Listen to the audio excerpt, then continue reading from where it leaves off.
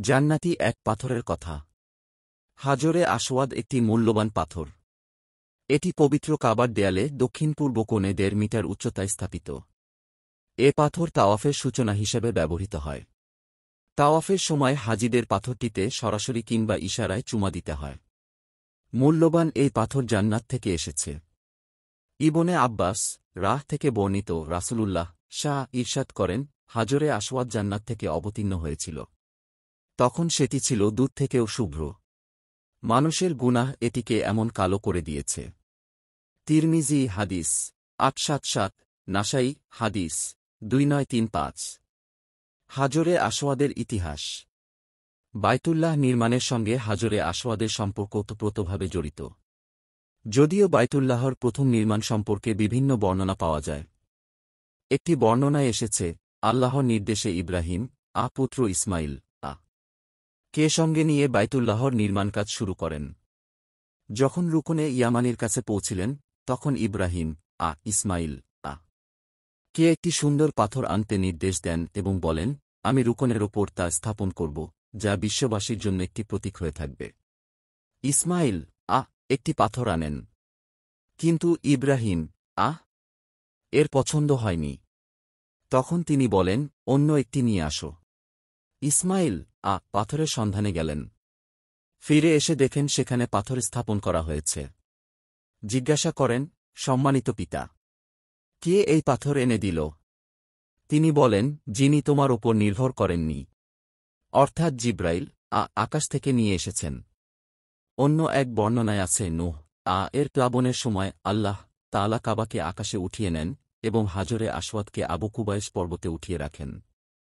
অতঃপর ইব্রাহিম এর নির্মাণের সময় যখন তিনি ইসমাইল কে সুন্দর পাথর আনতে নির্দেশ দেন, যা বিশ্ববাসীর জন্য প্রতীক হবে, তখন আবু কুবাইস পর্বত থেকে ডাক আসে যে আমার কাছে তোমার একটি আমানত আছে, সেই আমানত গ্রহণ করো। এই বলে আবু কুবাইস পর্বত হাজরে আসওয়াদকে ইব্রাহিম এর কাছে সোপর্দ করে। অতঃপর ইব্রাহিম তা যথাস্থানে স্থাপন করেন। কাসাসুল আম্বিয়া ৯২৯৩, সিরাত বিশ্বকোষ ৩৬৯। হাজরে আসওয়াদ নিয়ে কুরাইশদের দ্বন্দ্ব নিরসন। রাসূলুল্লাহ এর বয়স যখন ৩-৫ বছর ছিল, তখন কুরাইশরা বাইতুল্লাহকে নতুন করে মেরামত করার ইচ্ছা করে।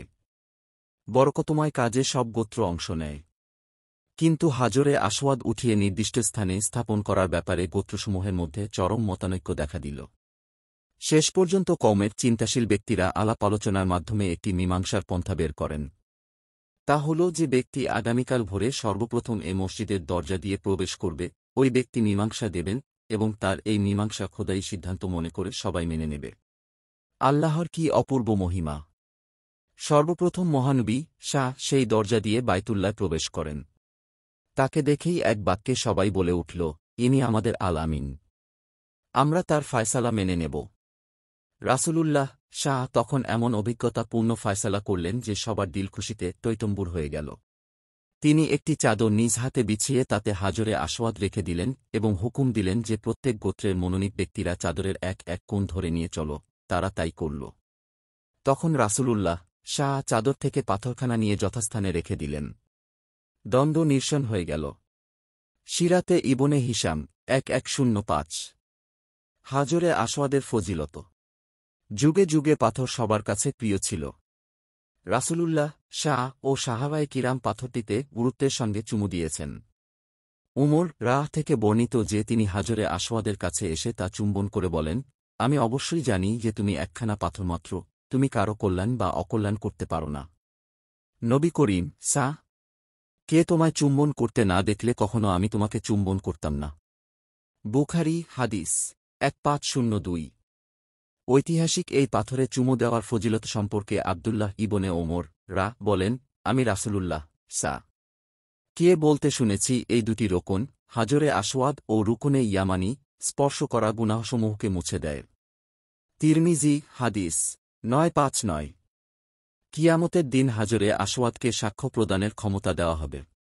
ইবনে আব্বাস থেকে বর্ণিত রাসূলুল্লাহ বলেছেন, আল্লাহ অবশ্যই কিয়ামতের দিন হাজরে আসওয়াদকে উত্থিত করবেন। তার দুটি চোখ থাকবে, যা দিয়ে সে দেখতে পাবে।